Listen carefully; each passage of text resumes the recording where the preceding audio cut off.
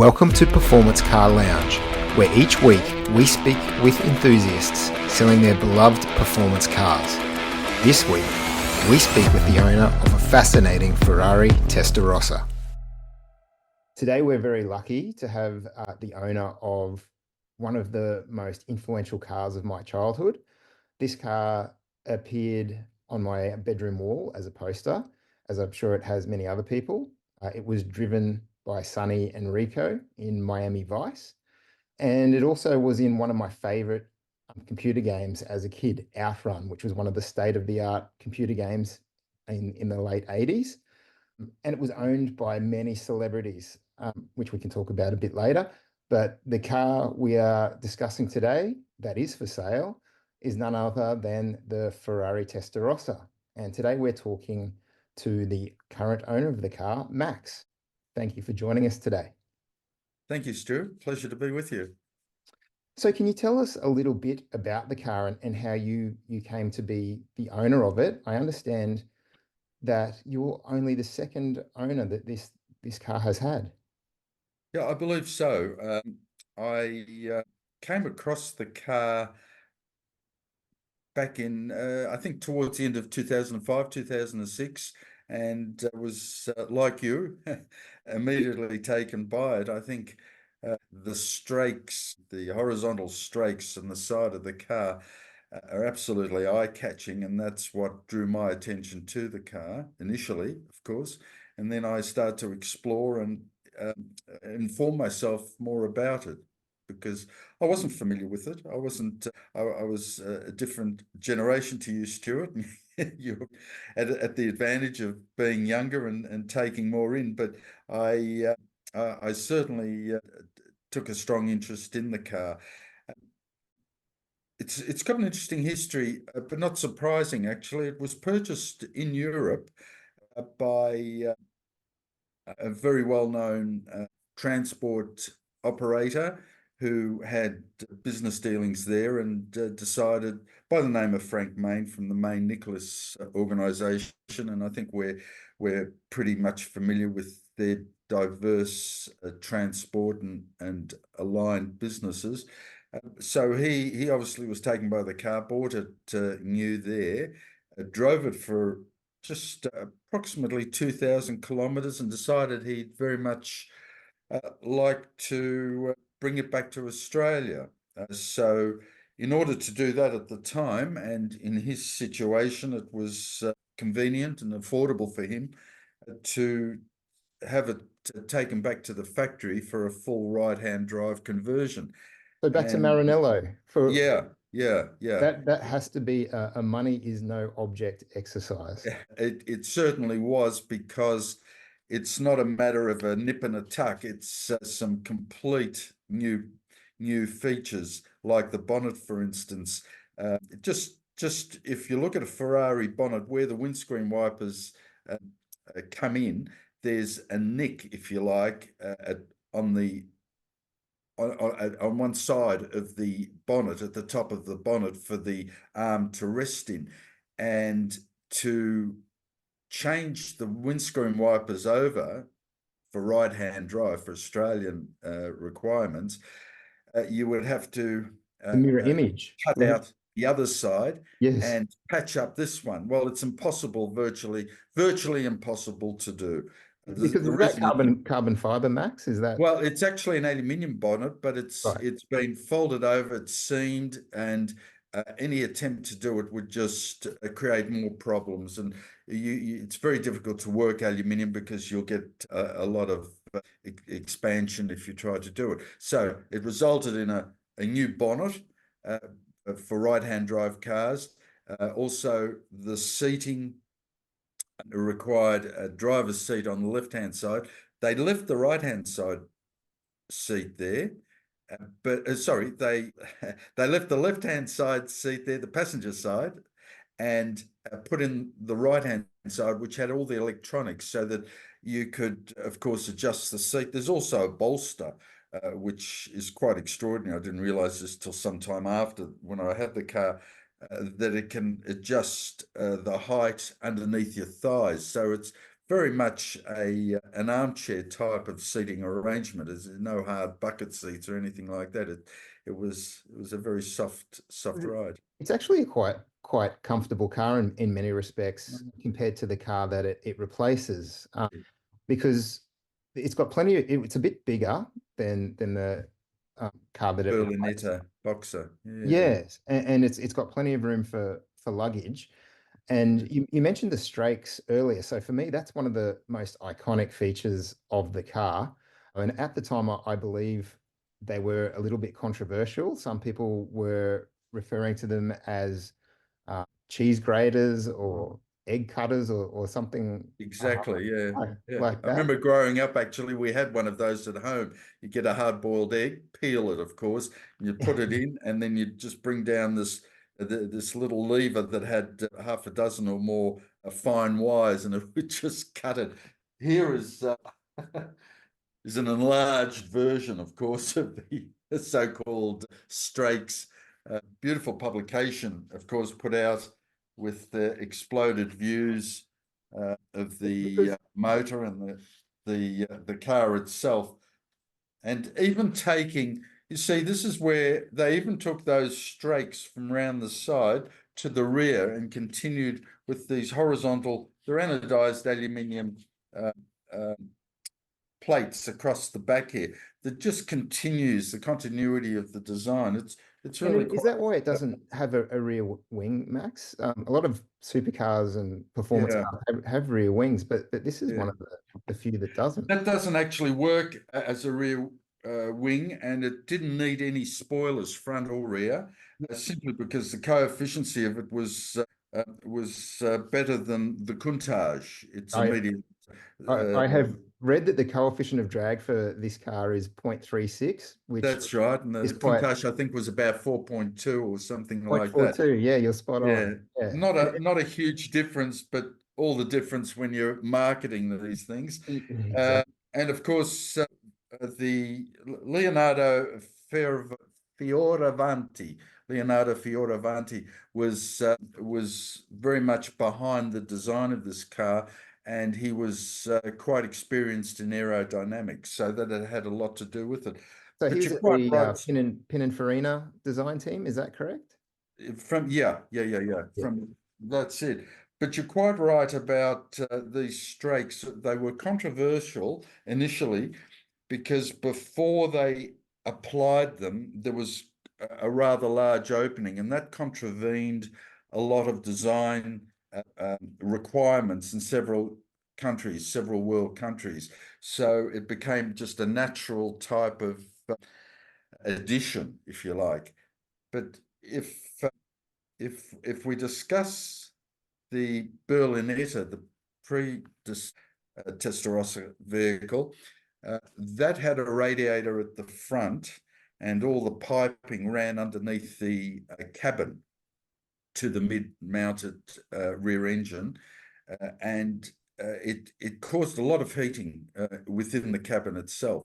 Yeah, So because owners consequently, were complaining that it was getting too hot inside the yeah, yeah. cabin. Yes. Yeah, so this was one of the issues. The other issue was that the Berlinetta, albeit a lovely little car, also with a 12 flat engine, didn't have sufficient room for luggage, you know. Yes. So the team at Pininfarina decided that they will uh, make it a little bit larger. It mightn't sound like much. It was only half an inch headroom at the top. There was already sufficient headroom, but it was half an inch headroom. It was about 6 inches or 150 mil width wider than the Berlinetta.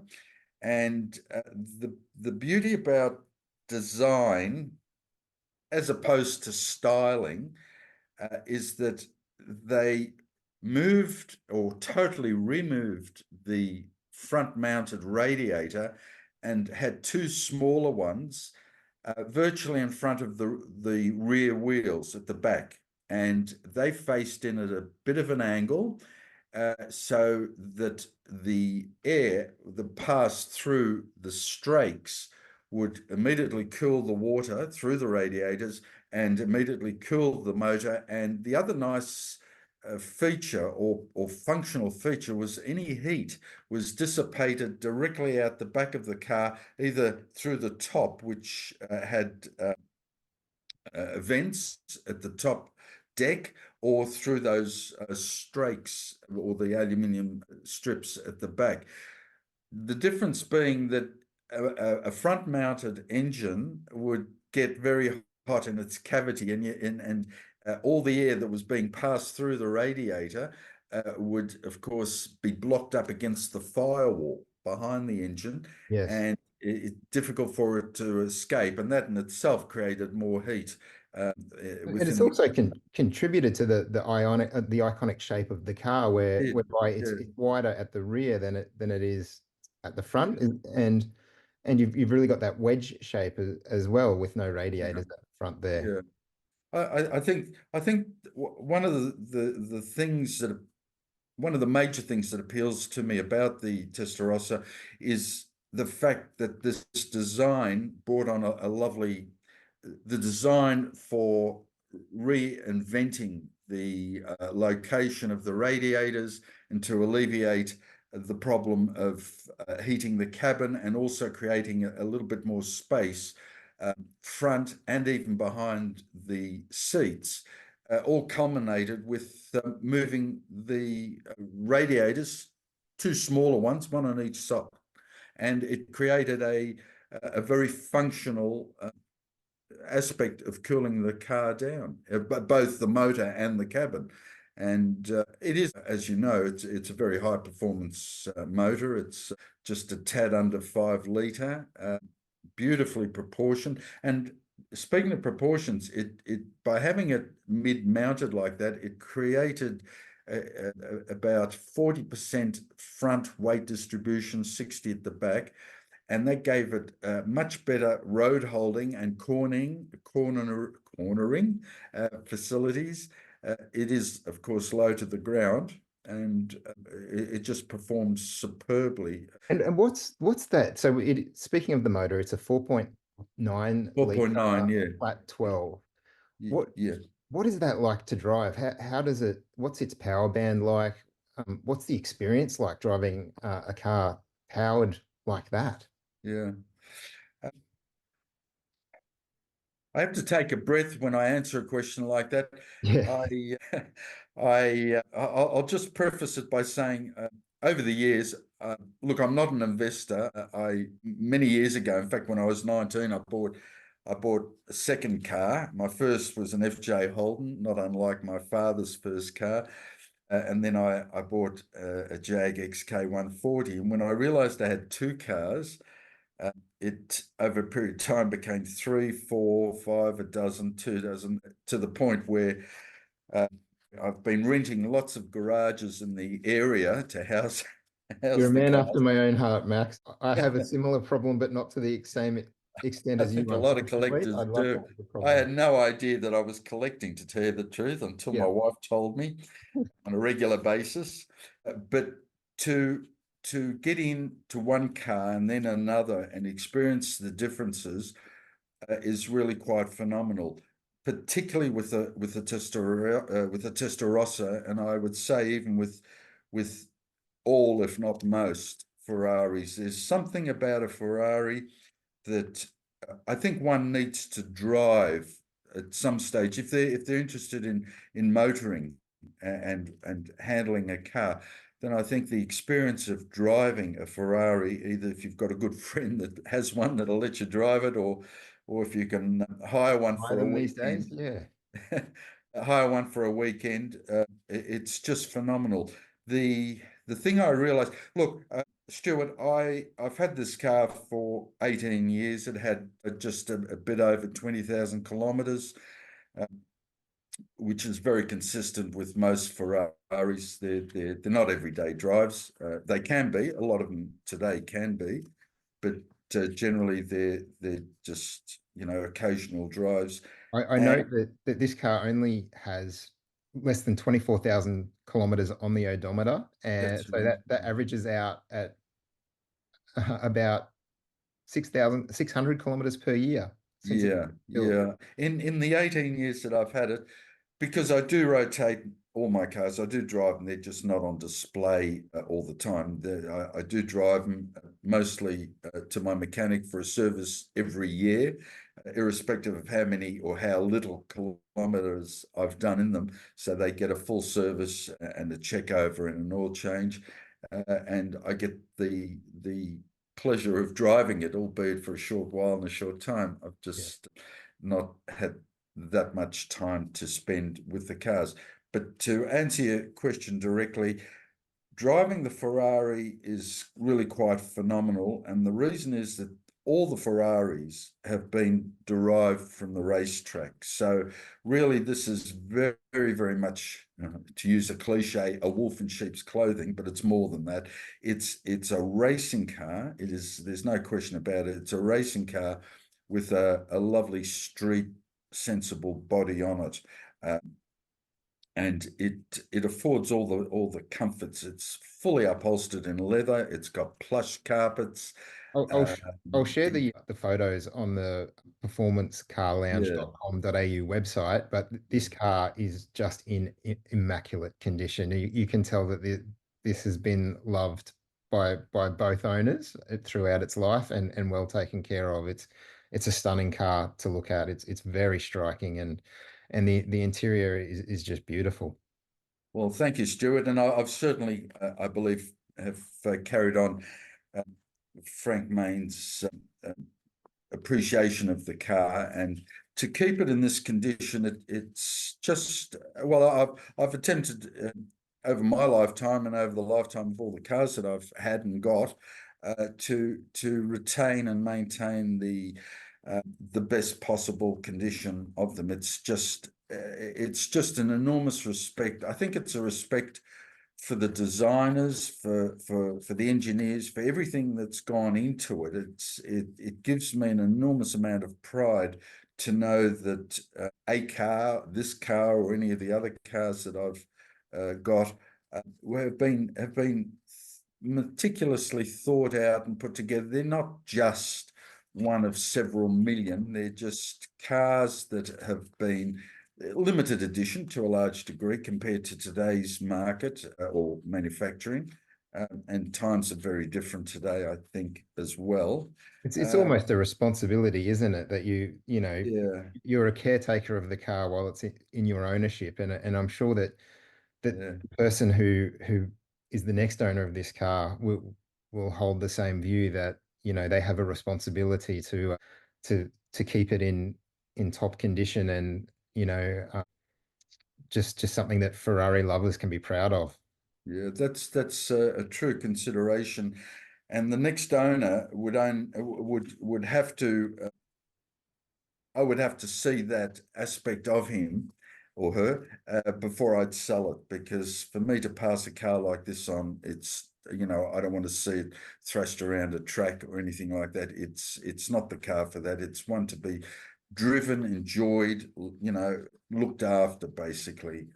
There are plenty of other cars that you can trash around a track, and have enormous fun racing. But this car has had a pretty full life of care.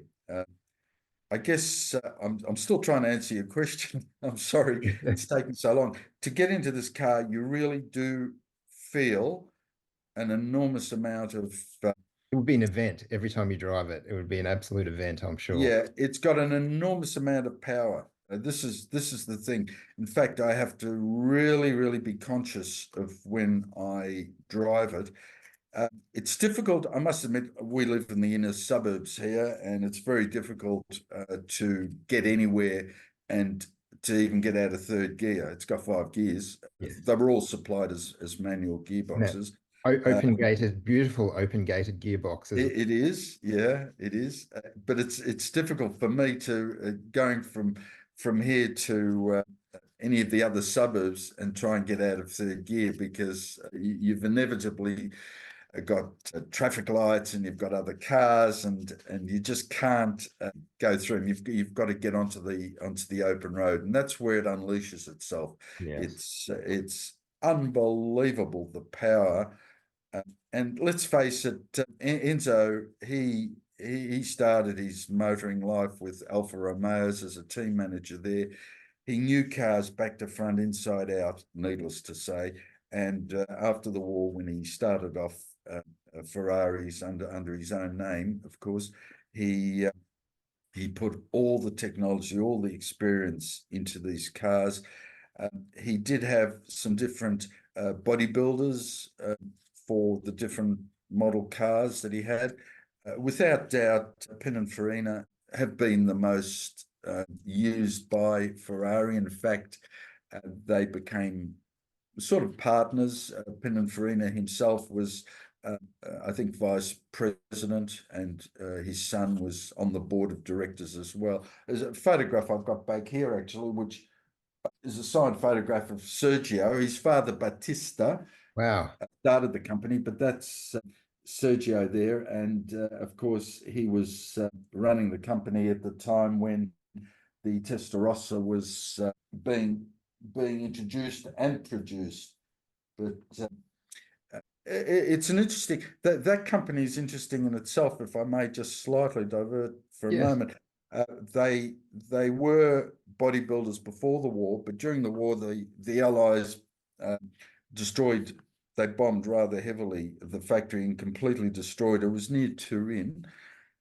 But after the war in 1946, there was the very famed Paris Auto Show, which has been a focal arena for all car manufacturers to parade their vehicles, you know. It was the But 1980, just to go off topic a bit, yeah, 1984 Paris Auto Show, where the exactly. Testarossa was Yeah. revealed, wasn't it? Yeah, that was at the Lido, and then they did it again for the last iteration. There were three versions of the Testarossa. They did it for the last iteration again at the Paris Auto Show.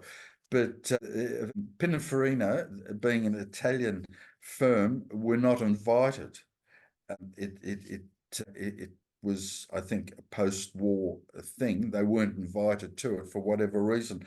But he decided that he'd take two cars regardless, along with his son. So they took an Alfa and a Lancia Pininfarina bodied car along to the show, parked them just outside the front of the venue, and it created so much attraction and attention that they went on to be very much recognised as a bodybuilding company. And it was history from then on. You know, they've designed bodies for virtually all the Italian makes: Alfa, Lancia, Maserati, Testarossa, Ferrari, of course, etc., and for other makes as well, and American, even for Cadillac. So Yes. they've Yeah. been pretty active in that respect. Yeah. And we should touch on the Testarossa name, which literally means redhead. And the name pays homage to the 1957 World Sports Car Championship winning 250 Testarossa that had red painted cam covers. And Correct. as I understand it, your car also has the red painted cam covers as well. Yeah, this is a sort of a nice retro uh, approach to, in this particular case, to an award, a championship car. Retro became all the rage, you know, a couple of decades ago, where every manufacturer was trying to reintroduce a retro model. But surprisingly, Ferrari were very, very keen on this one, being a flat 12 motor. And I don't know where the idea came from, other than the association with the earlier, as you mentioned, the earlier race-winning, championship-winning Testarossa. But it's a very Italian sort of thing, you know, red-headed, immediately sort of invokes a relationship to the feminine side of motoring, calling a car a she, Yes. as ships also. But there's always been that aspect, possibly to encourage more males to look at it and to consider buying the Ferraris. But nevertheless, it's certainly been a landmark feature of it. And as you are aware, Stuart, there are three variations of it. The initial Testarossa, the three badges actually. The initial one was called the Testarossa, and that went through till about from 84, late 84 to 1991. But that's the TR? No, that was just called the Testarossa. It's got Oh, the okay. full name Testarossa as a badge on the back of the car. Right. And then from 91, or basically from 92 to 96, there were two other variations, or two TR, standing for Testarossa, but it was a 512 briefly, with the final version, which was the F512M. And the M's in Italian was modificata, meaning modified. Both these iterations had some styling features. The seatbelt arrangement was different. The front grille was different. The headlights were no longer pop-up ones. They were square mounted ones behind glass, I think actually, that was the on start the of the front, whereas the pedes- pedestrian safety standards that caused that, I believe. it's quite possible, because if they were up, they were obviously going to have the same effect as putting these little stops on a banister or a Yeah. escalator, to stop people from sliding down. So, sliding up, it would have it quite possibly, that was one thing. So who knows how they determine the safety features on a car when you're traveling at any speed, even Yeah. very low speed. Everything's a hazard, really. Including mascots on cars. Most of my other cars have got mascots, and I tell you what, I wouldn't like to run into one, not even at 5 kilometers an hour. No. And I noticed that your car has the high mounted side mirrors, but I don't think the M had those. They brought them down to the traditional sort of location, didn't they? Yeah, and even before the M, uh, they realized that the high mounted mirror on the driver's side was it was good to see. It was good to see what was coming up behind you, but it was blocking your vision for anything coming in on the as a right-hand drive car coming in on the right. It Yes. was really quite difficult to see a side street or an intersection when you look to the right, because it was just in the wrong position there. My car it's got two. It's for balance. I think there's one on the other side also mounted in the high position. But the following year, in 96, they repositioned them in the quarter vent window. They created a plate to fit in instead of where the glass is for the quarter vent window, which is sealed, it doesn't open up. So they put it in there, and that took care of that issue. The model that I have, the earlier model, it had the single bolt-on center locking nut, quite a large one, of course. And the following models, probably from 96 onwards, they introduced the 5 bolt that's very familiar with most cars Five now. stud pattern, yes. Yeah. Yeah. Yeah. So that was the case there. Uh, the there are there are there are a number of things that were issued. If I may, I can hold up. There's a wonderful original leather wallet with the Ferrari prancing horse there, and Wow. some marvelous publications, beautifully printed. I'll just hold them up for the year. They're really quality publications, beautifully printed. Driver's handbook, and what's this one? Yeah, the owner's manual with some great illustrations, fold out features Yeah. that that are really, really good in, several languages, of course, English, Italian, and French in this particular case.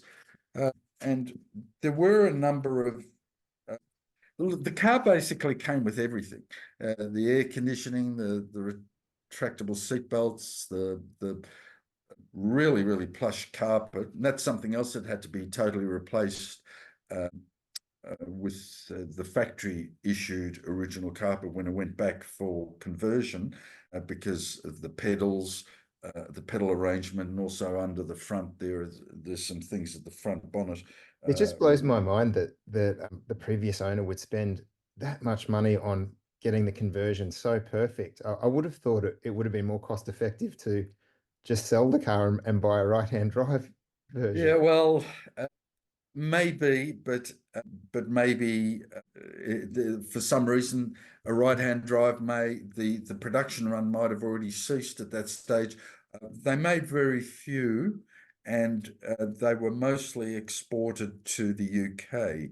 Yeah. So it was very much an American market, and that is obvious by the large quantities that they produced.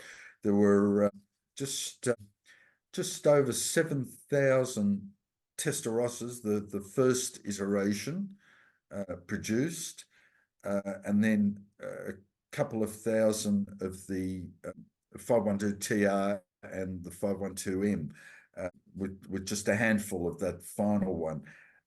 They were very, very much sought after, and then of course there was that period during the 80s when there was a vast amount of, I suppose it's been identified as the greed decade. There was a lot of money, particularly with stocks and shares, until the crash came.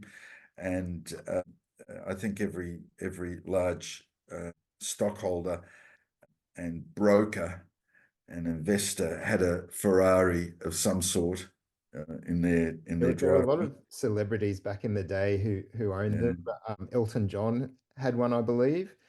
Don Johnson, who was the actor in Miami Vice, correct. Yeah. apparently was gifted a Testarossa by Enzo Ferrari himself. Yeah, yeah, he was. He was given a brand new silver one from memory, a 1989 model. Uh, the show, I think, featured the Testarossa in 1986, but Enzo was very, very. Uh, he was a keen viewer of Miami Vice, whether it Yes. was just to see his cars there or follow the actual storyline. Um, is one thing, but he And the was very executive, much taken by it. Yeah, yeah, and the executive producer Michael Mann, also who's gone on to make a lot that's of great right. films, had I think a blue Testarossa, and Gerhard Berger, of course, had one. Yeah, yeah, Which brings me to the next point. You actually have some legends of motorsport you have had sign your car. yeah. So the one that stands out most to me is Sterling Moss, who's the British F1 driver, is probably the greatest driver never to win an F1 championship, I think. You're right there. He true, but he's still regarded with great reverence as just a gentleman driver, as many of his colleagues were at the time. You know, Bradman and Campbell. They're just a different breed of people. They were very affable. They had all the time to meet with you. I'd known Sterling Moss for many, many decades because of a family connection, basically, and we visited each other at our homes, put it that way, when I was in London and when he came here on a couple of occasions and had the time, which was rather fantastic, and uh, learnt a lot from him. He was very succinct and to the point, but knowledgeable, and particularly with the history of racing and his involvement, remembered everything and everybody and every event. He just had this incredible mind where he could take it all in and forgot nothing. It was Yeah. quite amazing. And just a delight to meet with him.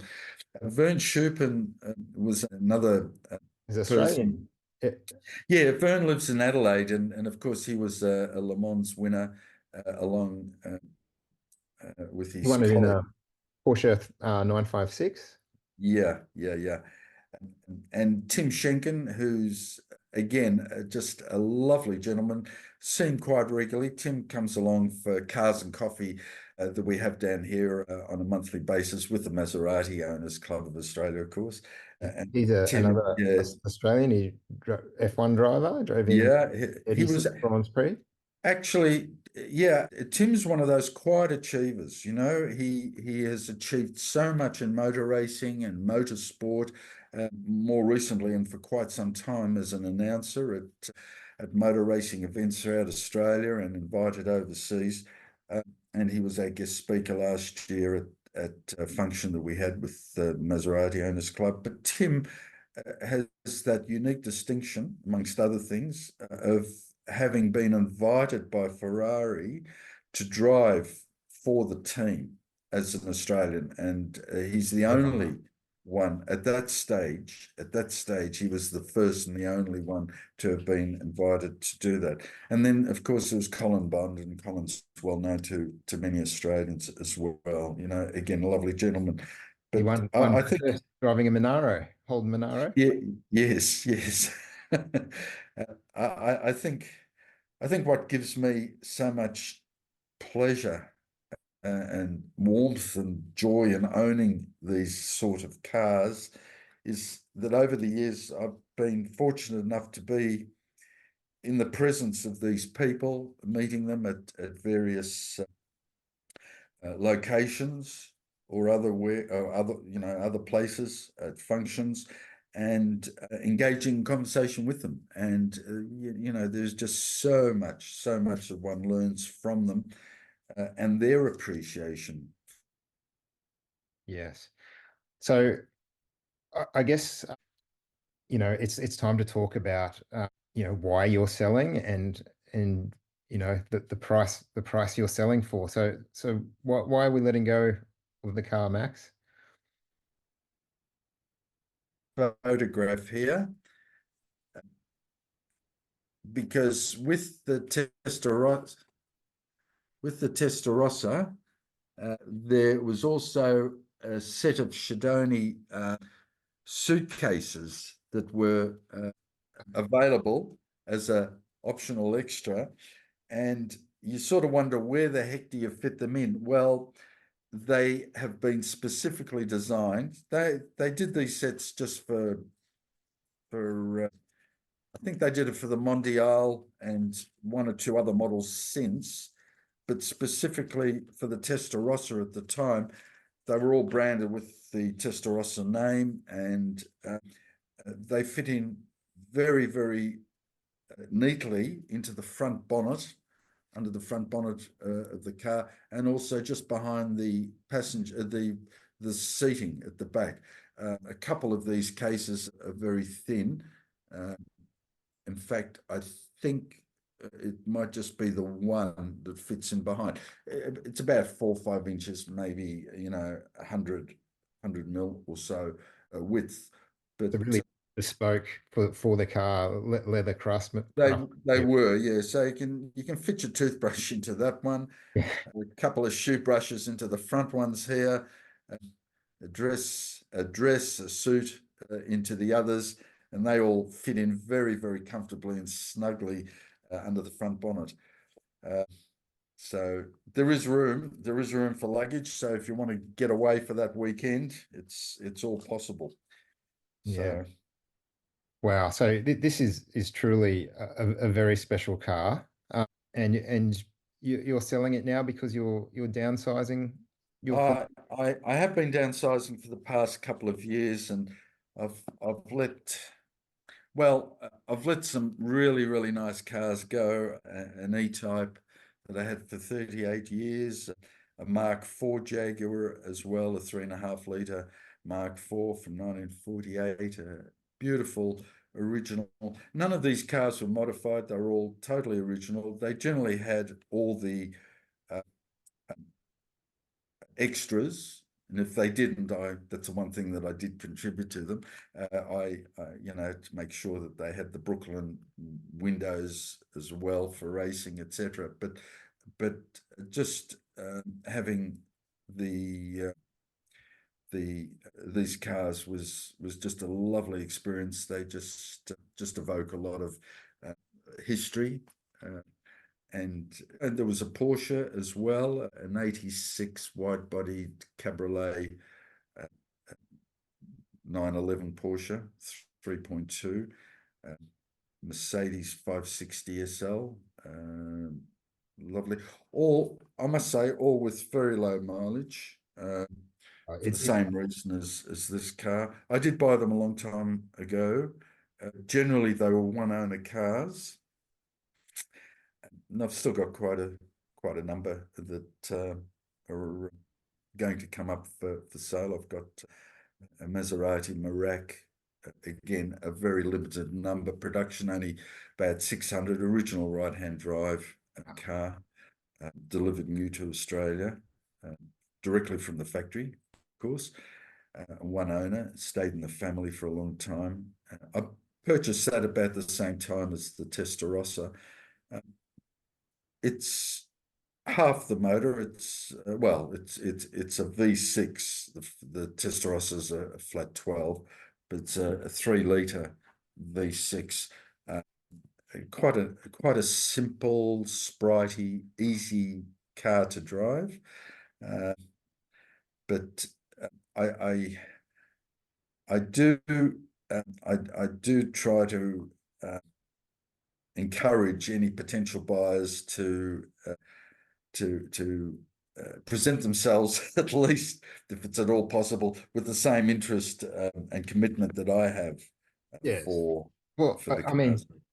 it's clearly been loved and well cared for. I'm sure all your cars are, and it's not a small amount of money that it costs to get into these cars. So you would hope that whoever is lucky enough to be the next custodian of this car will have the means to continue to care for it as you have. And how much are you selling the car for, Max? What are you hoping to get for it? Right. I've got it advertised, I believe, at a very fair price for its mileage and its condition. There are currently, I think, about 9 or 10 Testarossas, varying years and condition and mileage, on car sales.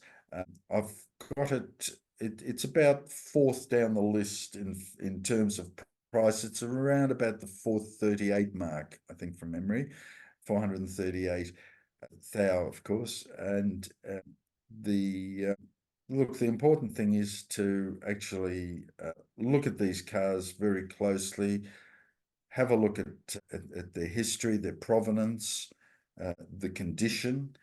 You're always, I believe, and that's what I've done in the past, you're always better off to get a car that's been well looked after, that all the work's been done on it, that needs doing, particularly if it's going to be a restored car, because these days you really need deep pockets if you're going to restore a car. Prevention is definitely better than Uh, cure in the case of no, these. I just couldn't go there again. I did it very early in my life, with the restorations, but after that, it just became a matter of if I can afford a car. And I guess I was fortunate at the time when I came across these cars. I never really went out looking for any of these cars. I just always had an interest, but not in anything specific.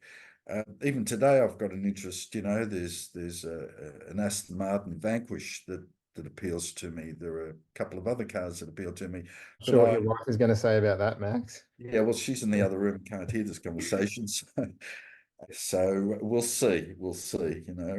Look, that seems like a very fair price given the history of this car, the condition of the car, uh, and the experience you've had with it and the signatures it bears and everything that comes with it. It's an investment. They're not making cars like this anymore. A flat 12 engine with the pop-up headlights, that iconic shape, the strakes. It's certainly iconic, and I think that these cars will only continue to go up in value from here. So I think whoever is successful in purchasing this car has a great investment opportunity. Well, thank you, Stuart. I'd like to think so, for the reason that you can still get a lot of life out of this car. It's got a lot to give, an enormous amount to give. And what I've noticed over the past 18 years with this car alone is how it just has escalated in price, and it's just continuing to go up there because it was it was ignored, for want of a better word, for a long, long time. A monstrous 12-cylinder 5-litre motor with all the comforts, much more comforts than an F40. And I mean, an F40 is incredibly expensive now, Yeah. but the performance is not unlike an F40. I mean, these things were certainly good for 180 miles an hour, and the last iteration went up to 196 miles an hour, well over 300 kilometers an hour. Not that you would do that anywhere, not even on a racetrack here legally. I don't think we've got a racetrack that can do that here. But the point is, it's just such a lovely, lovely car to drive on the roads. You don't have to wear a helmet and sort of be on the watch. You just have to sit back in a very, very comfortable driving position and just enjoy the rare pleasures of driving, I think, with a car like that. And look, there are plenty to choose on in car sales. I think they start at about 350,000 and go up to, there was a price drop recently. There was one up there in the high 700 and something. He's dropped it down to about 700. But like I say, check Yeah. the mileage, the condition, the history of the car, any car for that matter, and Advice. I wish you anybody tuning in to Well, most enjoy the driving experience. yeah, so for our listeners and viewers, head to performancecarlounge.com.au website. We'll have some photos of Max's car on the site as well as a link to the ad. So if you're interested in this car, please go to performancecar.com.au, click on the link to the ad, and you'll be able to reach out to Max if you're a genuine buyer and enthusiast. And I'm very envious of whoever that is who ends up with that car. Thank you so much for joining us today, Max. Thank you, Stuart. It was a pleasure. Thank you. Thanks for joining us at Performance Car Lounge. If you have a performance car with an interesting story that you are selling, contact us at performancecarlounge.com.au.